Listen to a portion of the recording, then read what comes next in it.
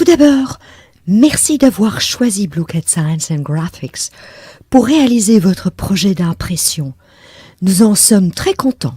Pour l'impression digitale ou par sérigraphie de votre logo, par exemple, nous avons besoin d'un graphique vectoriel au format EPS ou PDF.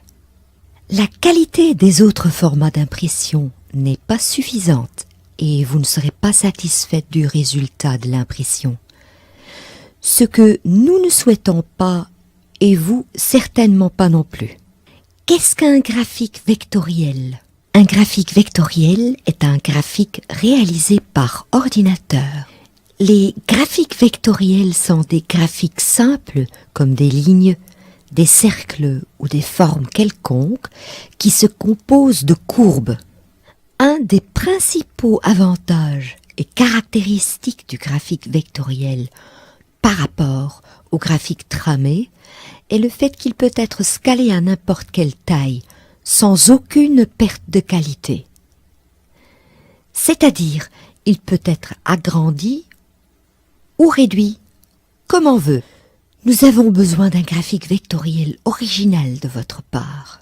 On ne peut pas convertir un JPG, PNG, GIF, JPEG, TIFF, BMP ou tout autre format d'image dans un fichier PDF ou EPS.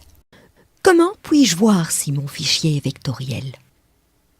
Agrandissez votre fichier PDF ou EPS à 1000% sur votre écran.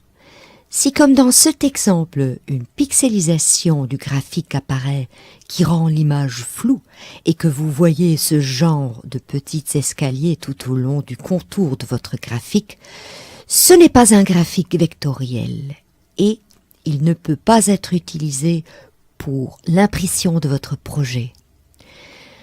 Si, par contre, lorsque vous agrandissez votre logo, la qualité reste impeccable et les contours de votre logo restent lisses et nets comme ici, c'est un fichier vectoriel et la qualité d'impression de votre projet sera nickel.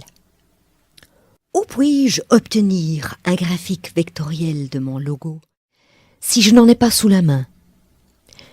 Vous pouvez demander au service marketing ou auprès de l'infographiste de votre entreprise, auprès de l'agence publicitaire ou auprès de l'infographiste qui a réalisé votre logo.